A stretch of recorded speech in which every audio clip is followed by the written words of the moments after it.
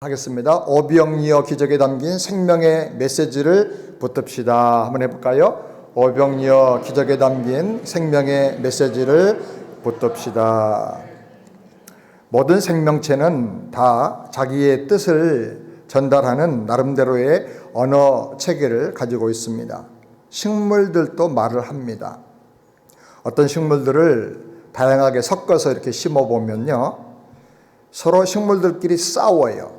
그래서 같은 종류가 다른 종류를 공격을 해서 강한 식물이 약한 식물을 점령해 버리는 것을 보게 됩니다. 그래서 성경에 섞어 뿌리지 말아라, 그렇게 말씀을 했어요. 식물끼리도 우리가 모르지만 의사소통을 하고 적과 아군을 구분해서 공격한다는 거예요.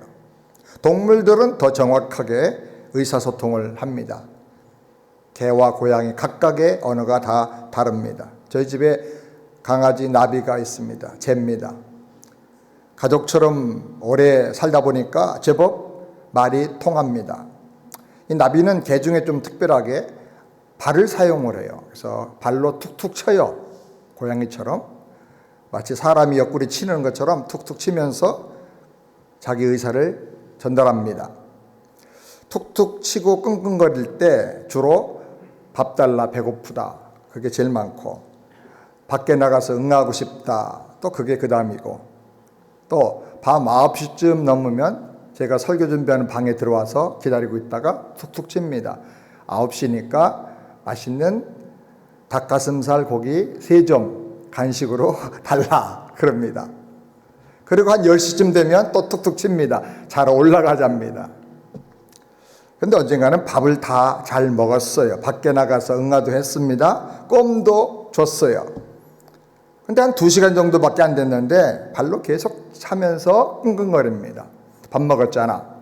그러면 또 눈을 휙 돌리고 있다가 또 쿵쿵 거립니다. 응아했잖아. 껌도 먹었잖아. 짜증을 냅니다. 나중에 제가 화장실 가서 보니까 물이 없어요. 목말랐던 거예요. 그때 정말 얼마나 미안했는지 몰라요. 그 말을 못 알아들어가지고 그렇게 목말라서 안타까워하는데 물을 챙겨주지를 못했던 거예요. 말을 알아듣지 못하니까 얼마나 답답하고 또 엉뚱한 생각을 내가 하게 되는지 모릅니다. 사람들도요, 서로 언어가 달라요. 언어의 논리가 달라요. 그걸 잘 알아야 부부간에도 서로 화목할 수가 있고 서로 더 깊이 소통하며 사랑할 수가 있습니다. 우리가 사도 요한복음을 보고 있는데 이 사도 요한은 아주 부유한 가정에서 자랐고 공부도 많이 했습니다.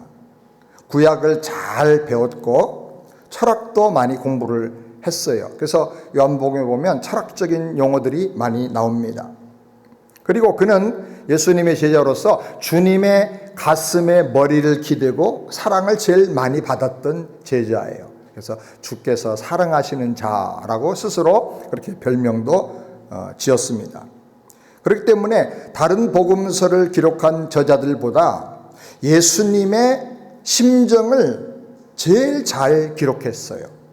그리고 공부 많이 하고 철학도 공부했기 때문에 구약의 영적인 언어들 그리고 상징적인 언어들, 철학적인 용어들을 많이 사용해서 이 요한복음을 기록하고 있습니다.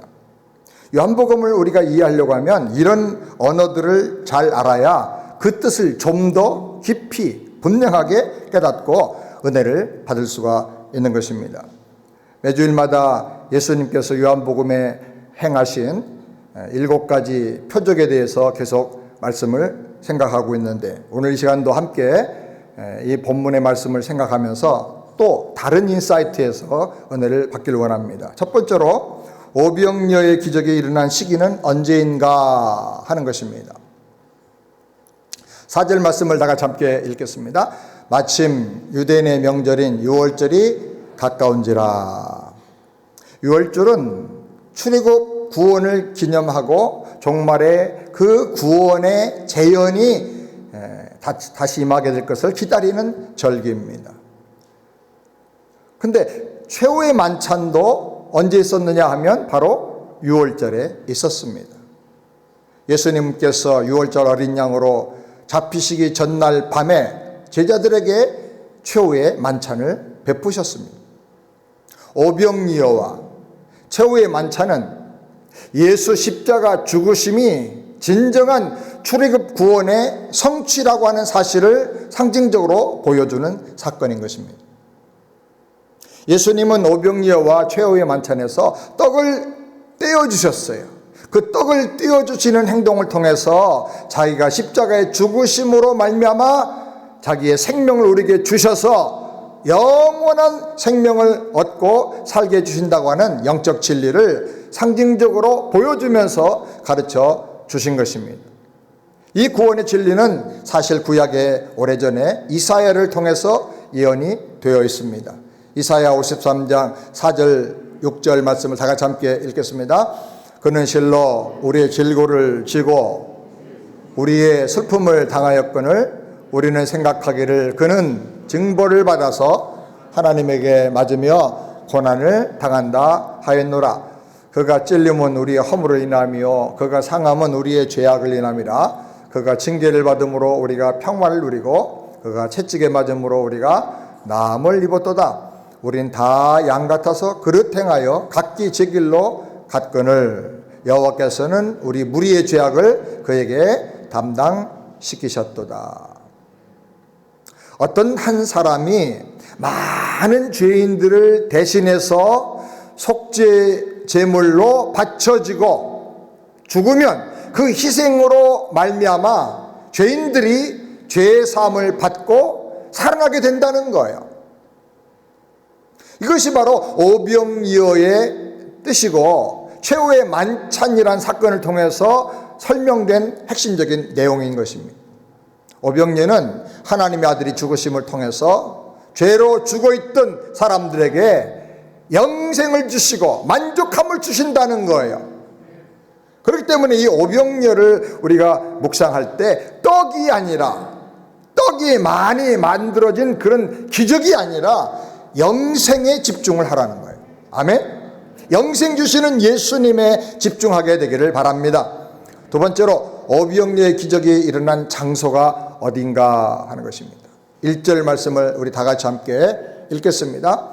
그 후에 예수께서 갈릴리 디베랴 바다 곧 디베랴 바다 건너편으로 가시매 갈릴리 건너 디베랴 건너편으로 가셨다. 오병이어 기적을 베푸신 곳은 갈릴리 바다 동편입니다. 이스라엘은 요단강을 중심으로 해가지고 북쪽에는 갈릴리 호수가 있고 또 남쪽에는 사해 바다가 있습니다. 요단강의 동편은 메마른 광야고 서편은 가나안 땅입니다. 예수님께서 오병이어의 기적을 베푸신 곳이 바로 그 광야입니다. 그래서 마태복음, 마가복음, 누가복음을 보면 광야라고 하고 빈들이라고 하는 말을 강조하고 있습니다. 성경은 의도적으로 오병이어 기적이 베풀어진 장소가 광야였다 하는 것을 아주 강조해서 말씀하고 있어요. 마가복음 6장 39절부터 우리 한번 다 같이 보겠습니다. 제자들을 명하사 그 모든 사람으로 때를 지어 푸른 잔디 위에 앉게 하시니 때로 혹 100씩 혹 50씩 앉은지라. 왜 50명씩 100명씩 앉게 했을까요? 12명씩 앉으면 더 쉬울 텐데. 광야에서 이스라엘 백성들이 행군할 때 어떻게 나눠졌습니까? 어떤 중요한 일이 있을 때, 하나님의 사건이 나타날 때 항상 그들은 50부장을 중심으로 50명이 모이고 100부장을 중심으로 100명씩 모여졌던 것입니다. 그래서 이런 구체적인 설명이 뭘 의미하느냐? 지금 오병이어의 표적은 광야에서 이스라엘 백성들에게 과거에 만나를 주신 것과 똑같은 영적인 사건이 지금 여기 일어나고 있다 하는 것을 강조하는 것입니다. 그 다음에 세 번째로 어떻게 떡을 살 것이냐인가 아니면 어디서 떡을 살 것이냐 하는 문제입니다.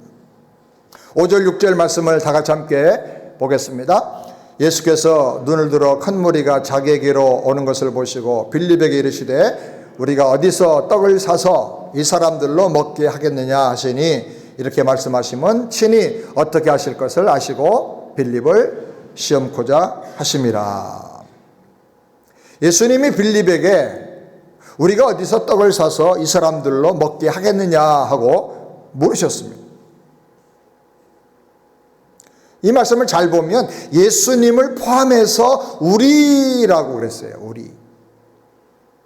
예수님이 빌립과 함께, 제자들과 함께 그 문제 해결에 같이 나서고 계신다는 뜻이에요.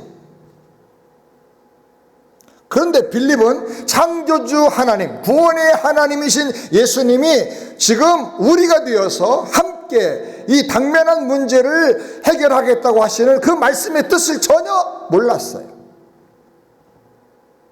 그래서 자기 머리로 계산하고 자기 마음으로 걱정을 했어요.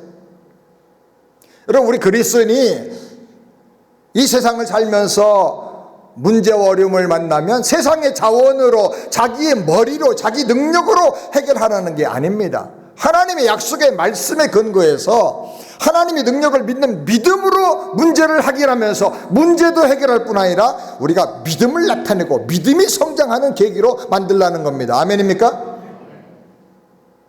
가데스바네에서 정탐꾼들이 가나안 땅을 정탐하고 와서 범한 죄가 바로 이와 같은 거예요. 함께 하시는 하나님, 구원을 주시는 하나님, 약속의 땅을 주시겠다고 말씀하신 그 하나님을 생각도 하지 않았어요. 그리고 우리는 그들에게 메뚜기 같다, 우리는 올라가면 다 죽는다, 그렇게 불신앙을 고백한 것입니다. 5절 말씀을 우리가 깊이 볼 필요가 있어요. 예수님께서 질문하셨는데 어떻게 떡을 살 거냐라고 질문하셨습니까? 아니면 어디서 떡을 살 거냐라고 질문하셨습니까? 떡을 만들어줄 능력은 나에게 있으니 방법론에 대해서는 너희가 걱정하고 염려하지 말라. 그리고 오직 그 떡이 어디를 통해서 어디로부터 오는가를 집중해서 생각하라는 거예요. 어디서 갖다 줄 것이냐, 그 떡이 세상에서 오는 거냐 아니면 하나님으로부터, 하늘로부터 오는 거냐, 그걸 생각하라는 거예요. 근데 빌립은 예수님의 마음을 모르고 걱정이 아주 태산이었어요. 200데나리온의 떡을 사도 모자랍니다. 그래요.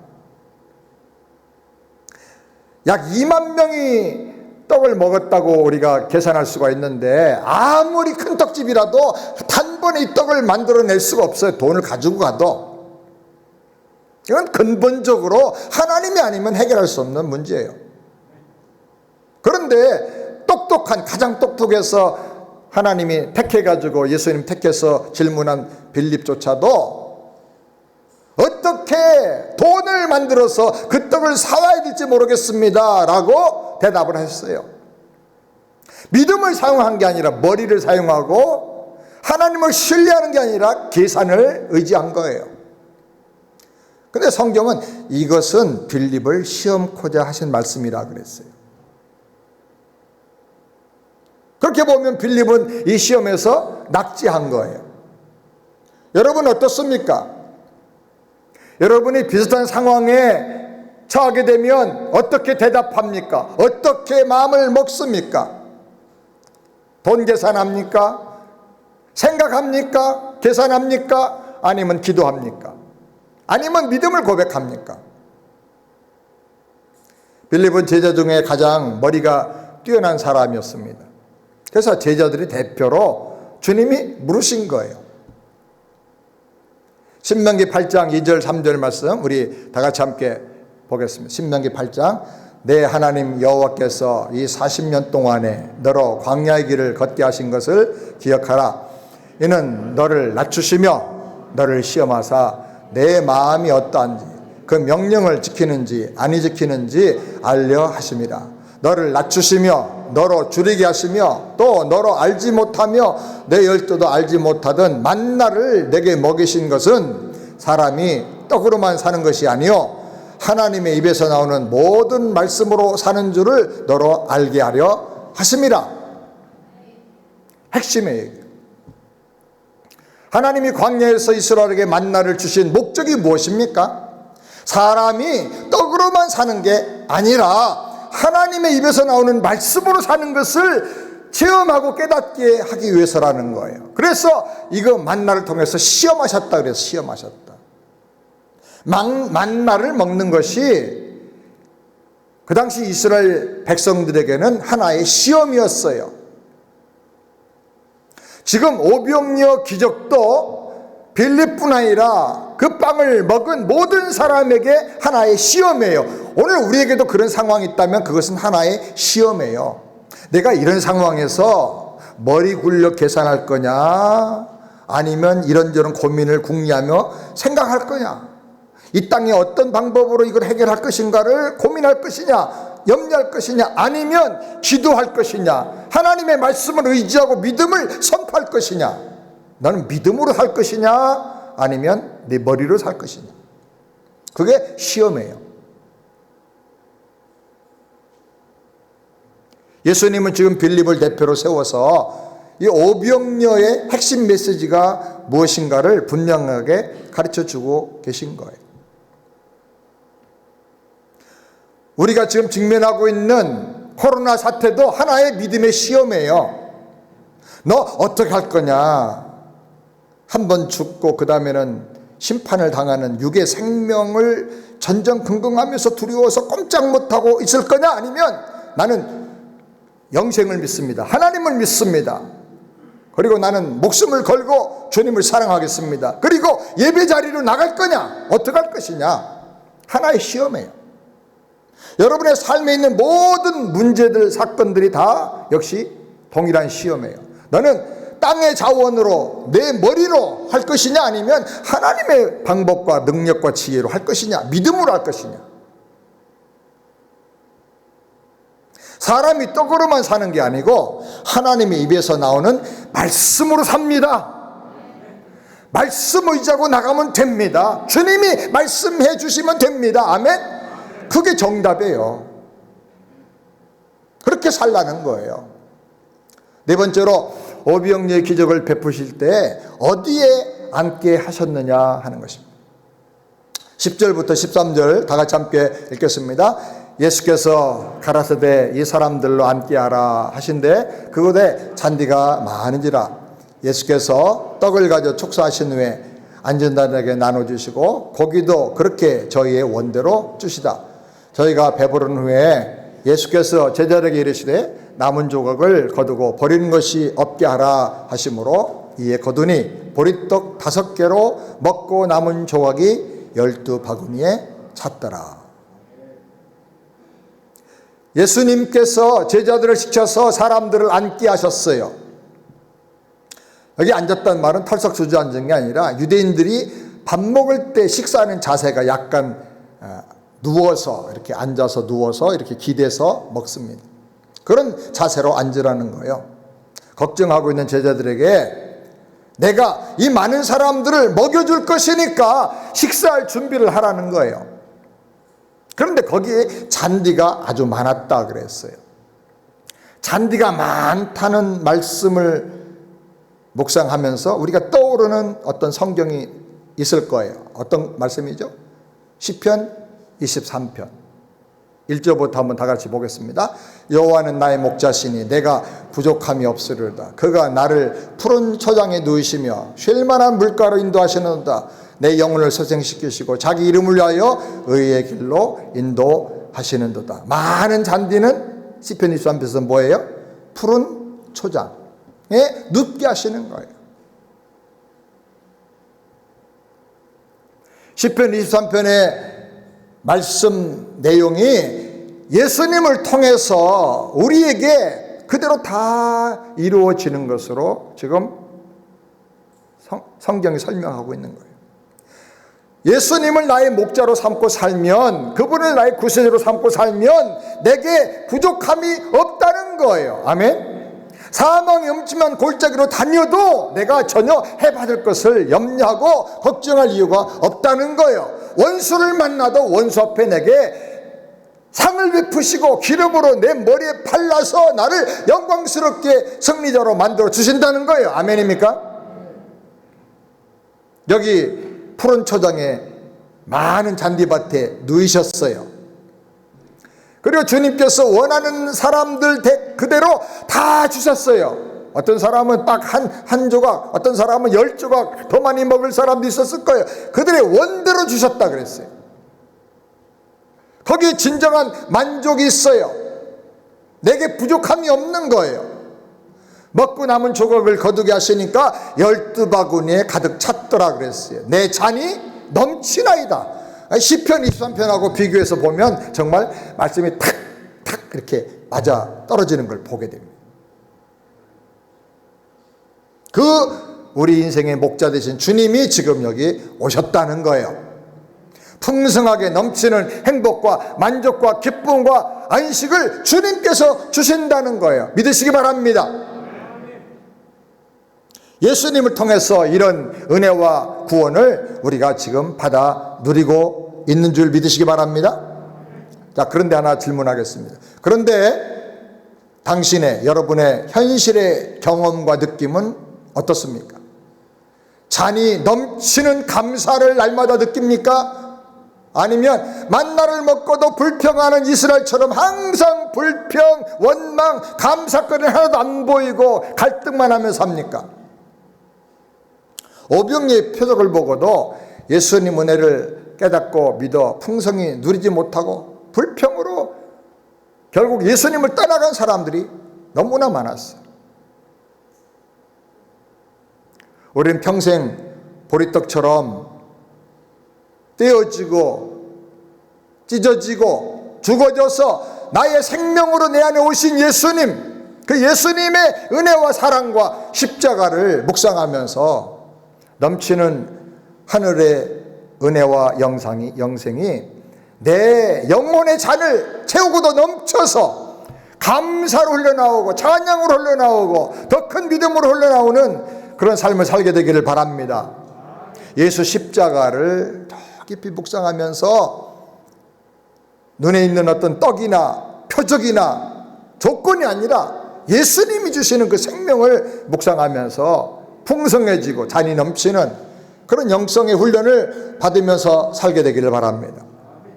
다섯 번째로, 왜 예수님은 오병여로 꿀떡을 만들어 주지 않으셨는가 하는 겁니다. 보리는 그 당시 가축의 먹이로만 주로 많이 쓰였어요. 그리고 구약을 보면 보리는 간음한 음란한 죄를 범한 여인이 속죄의 제사를 드릴 때 보리를 예물로 드리라 그랬어요. 이 보리떡은요, 가장 보잘것없고 속된 것의 상징이에요. 그런데 이 보리떡이 예수님의 손에 들려졌습니다. 그리고 떼어서 제자들에게 주셨습니다. 제자들은 그 떡을 갖다가 2만 명 넘는 사람들에게 다 나눠줬습니다. 여기서 좀 생각해 보는 것은 예수님 손에 들려졌던 보리떡이 띄어질 때 단팥빵이나 꿀떡으로 변하지 않았다는 거예요. 왜 더 좋은 음식으로 바꿔주지 않고 보리떡을 그대로 주셨을까? 세상의 그 어떤 좋은 것으로도 인간의 영혼은 절대로 만족하거나 채워질 수 없다는 사실을 주님이 너무나 잘 아신 거예요. 하나님은 광야의 이스라엘이 배고프다고 할 때, 원망할 때 만나를 주셨어요. 만나, 꿀 섞은 과자 같다 그랬어요. 이게 뭐냐? 놀래서 이게 뭐냐 하고 물은 게 만나예요. 근데 그 만나를 먹은 이스라엘은 감사하며 살았습니까? 성경을 잘 보면 금방 다시 불평이 터져 나옵니다. 부추가 없다는 거예요. 정력제가 없어가지고 힘이 빠졌대. 마늘을 못 먹었대. 양파, 대파 못 먹었다고 원망합니다. 고기가 없다고 원망합니다. 금방 다시 불평이 터져 나와요. 인간은 절대로 육신의 배고픔이 해결된다고 만족하고 감사하고 행복해지는 존재가 아닙니다. 같은 음식 3끼만 주면 불평하는 게 사람이에요. 사람은요, 하나님 형상으로 지어졌기 때문에 그 텅 빈 가슴을, 그 영혼을 오직 말씀으로만 채울 수가 있어요. 오직 하나님께 순종하는 믿음으로만 채울 수가 있어요. 하나님의 은혜로만 채울 수가 있어요. 그때 비로소 만족하고 행복해지고 감사할 수 있는 거예요. 그래서 사람이 떡으로만 사는 게 아니라 하나님의 말씀으로 사는 것을 주님은 여기서 가르쳐 주시려고 하는 거예요. 이게 만나와 오병이어를 가지고 시험하신 문제의 핵심적인 대답인 것입니다. 여러분, 우리의 관심이 떡입니까? 환경입니까? 내가 사는 육체적인 조건입니까? 근데 그것이 해결됐을 때 며칠이나 기뻐하고 감사했던가요? 사람의 영혼은 절대로 하나님 외에는 다른 것으로는 채워질 수가 없어요. 그래서 오직 예수, 오직 말씀, 오직 복음, 오직 십자가예요. 아멘. 예수님은 오병이어를 통해서 십자가의 죽으심을 상징적으로 보여주셨어요. 너희는 이 떡을 가지고는 만족 못해. 그래서 내가 오병이어 떡처럼 찢어지고 너희들에게 먹이가 되어서 너희 생명이 되어서 주려고 십자가지로 이 땅에 온 거야. 사람이 보기에는 초라해 보이는 보리떡 같은 십자가의 도가 하나님이 주시는 생명의 능력이요, 하나님 주시는 축복이고 은혜라는 것입니다. 인생의 가장 큰 근본 문제를 해결해 주는 구원은 다른 데 있는 게 아니고 떡이 아니고 돈이 아니고 권세가 아니고 주님의 십자가라는 거예요. 아멘. 우리는 하늘에 떠 계신 예수님을 떡 먹듯이 영접해야 돼요. 이게 믿음이에요. 그렇게 영접하는 믿음으로 예수님이 내 안에 들어와서 내 살이 되고 피가 되어서 예수님과 내가 완전히 연합하면서 내 안에 천국이 이루어져서 주님으로 말미암아 참 만족과 참 능력과 행복을 누리면서 살게 되기를 주님의 이름으로 축원합니다. 여섯 번째로, 세상에 떡만 구하는 사람은 예수 십자가를 바로 믿을 수가 없다는 거예요. 세상에 떡만 구하는 사람이 예수 십자가를 바로 믿을 수 있는가? 13절 14절 우리 다 같이 함께 읽겠습니다. 그 사람들이 예수의 행하신 이 표적을 보고 말하되 이는 참으로 세상에 오실 그 선지자라 하더라. 그러므로 예수께서 저희가 와서 자기를 억지로 잡아 임금 삼으는 줄 아시고 다시 혼자 산으로 떠나가시니라. 오병이어의 표적은 세상에 떡을 구하는 사람들에게 하늘의 떡, 생명의 떡이신 예수님을 보여주는 사건이에요. 그래서 이 오병이어 표적이 끝난 다음에 하늘의 떡, 생명의 떡이신 예수님에 대해서 예수님이 이 표적의 의미를 다 설명해 주셨어요. 그러니까 사람들이 갑자기 다 떠나갔어요. 그 상황이 얼마나 썰렁하고 심각했느냐면 예수님께서 제자들에게 너희도 나를 떠나려느냐, 너희들도 가려느냐 이렇게 물으실 정도예요. 그만큼 세상에 떡을 구하는 사람들은 생명의 떡이신 예수님을 좋아하지 않고 버린다는 거예요. 그렇게 버려진 예수님께서 하신 가장 중요한 일이 뭡니까? 십자가를 지신 거예요. 세상에 떡을 구하고 능력과 표적만 구한 사람들은 예수님을 제2의 출애굽을 실현해 줄 구원자 모세 같은 메시아라고 생각하고 억지로 예수님을 왕으로 삼으려고 그랬어요. 그런데 예수님은 그들을 떠나서 산으로 피해 가셨다 그랬어요. 자, 그런 자세로 예수님에게 나오면 주님은 떠나신다는 거예요. 그런 사람은 주님을 영적으로 만날 수가 없다는 거예요.